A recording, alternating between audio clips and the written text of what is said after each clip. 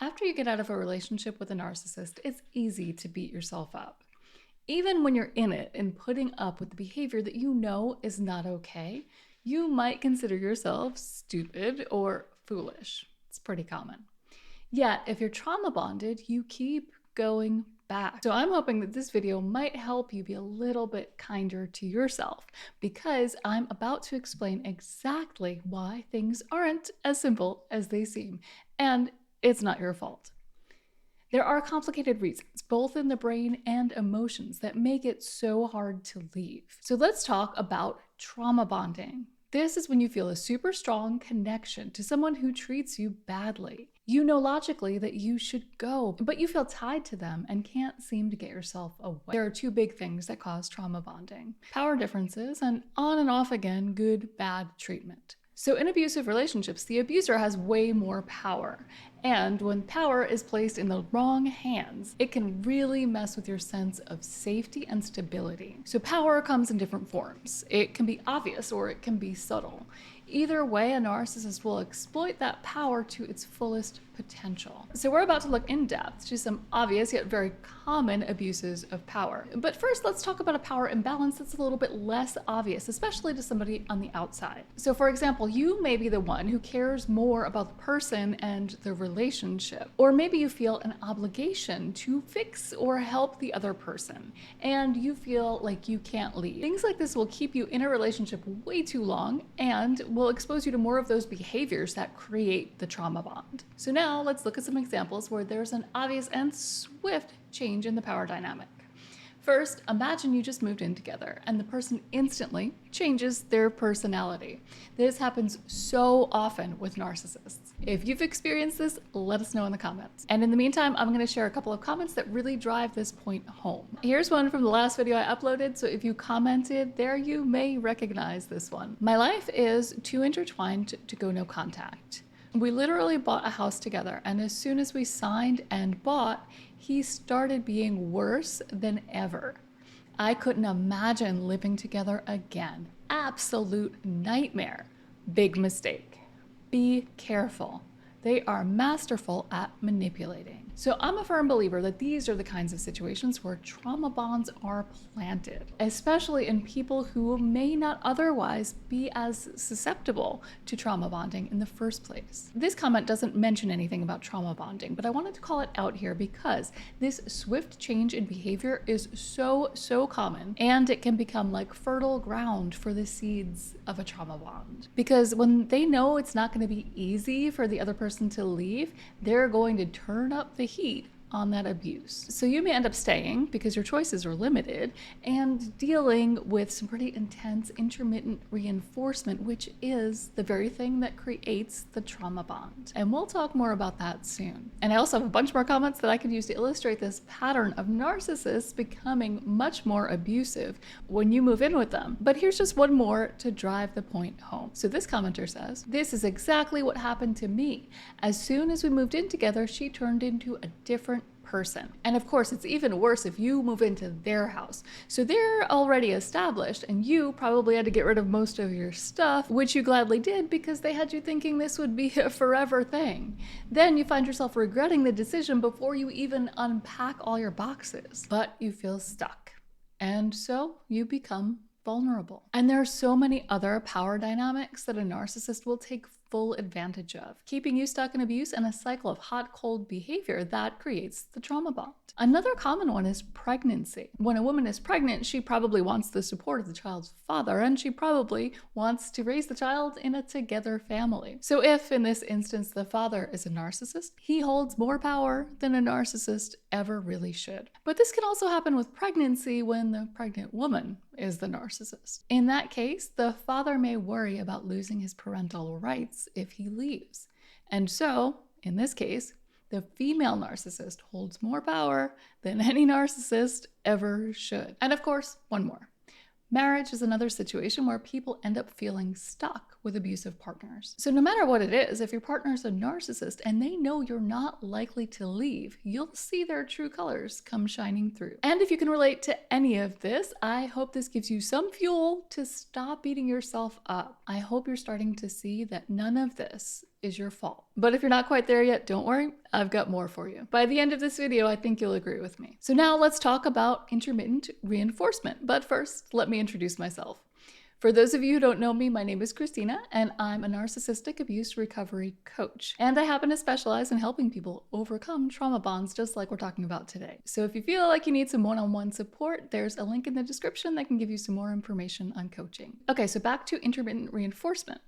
Narcissists switch wildly and often unpredictably between being nice and being cruel. This emotional roller coaster is more than just off-putting. It actually changes the chemicals in your brain, making you bond more strongly to your abuser. And here's a comment that may help some of you understand the concept of intermittent reinforcement a little bit better. So this commenter says, intermittent reinforcement is the exact concept between slot machines in particular. And yes, that's absolutely right. Intermittent reinforcement is the exact reason people get addicted to slot machines. And that's why they design them this way. You never know what you're gonna get when you pull that lever, but you know there's a chance you'll win big. And so it becomes difficult to walk away. You become conditioned to believe your next big payout is just around the corner. So with a narcissist, you'll probably find that positive reinforcement shows up more often in the early stages, but you may be struggling to find any positive reinforcement if you've experienced a power shift, kind of like the ones that we've already discussed. Because this is when the claws come out and you're gonna see more ugly side than anything. At least for a time. But the hot and cold behavior slowly gets you more and more trapped. You end up feeling bad that you can't seem to make this relationship work, even though you logically don't want the abuse. You want to leave, but you feel like you can't. But here's the tricky part. When we talk about bonding, it's usually about positive connections, right? So it's confusing to feel so strongly bonded with someone who's hurting you. But the reality is that bonds don't have to be positive. The brain can and will connect powerfully to negative people too. And here's the part that's really surprising. This is especially true if that person makes you feel unsafe. And we've already talked about how a shift in a power dynamic can make you feel unsafe and make you feel like you don't have any sort of stability in your life. So here's a comment to help illustrate what the trauma bond looks and feels like, especially when there's an imbalanced power dynamic. I stayed after the first signs of cheating, my line in the sand, because he was ill. I shouldn't have. 9 years later, after he recovered, he got viciously verbally abusive. By then, my confidence was gone. I was never good enough, never made enough money, never behaved the way he wanted, had unfounded trust issues, etc. A short stay with my mother allowed me to see what being in a supportive environment was like. I returned to the relationship when the threat of illness recurred, but no longer reacted to the insults. He was shocked when I moved out. Best thing I have done. It took a while to completely wean myself, but I've done so while maintaining a healthy relationship, long distance, with his family, whom I love dearly. Do I still occasionally feel the pull? Of course, it's an addiction.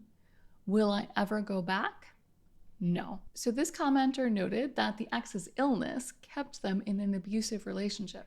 And you'd think that his illness would make him more vulnerable. But this perfectly illustrates why narcissists choose kind and empathetic people, and then how they use their kindness and empathy against them. So now let's take a deeper dive into what's going on in the brain when the trauma bond is taking hold. There are two chemicals at play here: dopamine and oxytocin. Dopamine, you may have heard of it before, it plays a major role in addiction of any kind. And so it makes sense that it plays a major role in the trauma bond, which is a form of addiction. So dopamine acts like a messenger that helps your brain recognize when something good or enjoyable is happening. For example, when you eat your favorite food or spend time with loved ones, your brain releases dopamine, which makes you feel happy. So far, it's all good, right? Now, let's bring it back to addiction and trauma bonding. So when you do something that feels really good because of the dopamine rush, your brain remembers it so that you can repeat that activity. And this only becomes a problem when it involves things that are harmful, because you end up craving something that is bad for you. So now you might be wondering why you don't get addicted to nice people all the time. Sure, you want to spend time with nice people, and you absolutely can create strong bonds. But if you've experienced trauma bonding and healthy bonding, you know it feels quite different. And we're going to look at the full picture to explain the difference, but for now, think of it this way. Duality has an effect on how we process things. When it's 70 degrees and sunny every day, are you going to get a surge of dopamine when you wake up and realize that it's 70 degrees and sunny? Probably not so much. You may appreciate and enjoy the weather, but you will have a very different reaction when it has been 50 degrees and rainy for 3 weeks prior. So you may have some of the same feelings in either situation, but they're amplified when you've been through the storm. And with that, I'll add that there's also an intense sense of relief that comes with the good times in a relationship with this type of hot-cold dynamic. And I believe that feeling of relief is very powerful. You feel like you can breathe again. You feel like your sense of safety has been restored, and that hits deep. So if you can relate to experiencing this overwhelming sense of relief in the times that are good, let me know in the comments. Okay, so now I hope you have a good understanding of dopamine's role in trauma bonding. So now let's talk about oxytocin.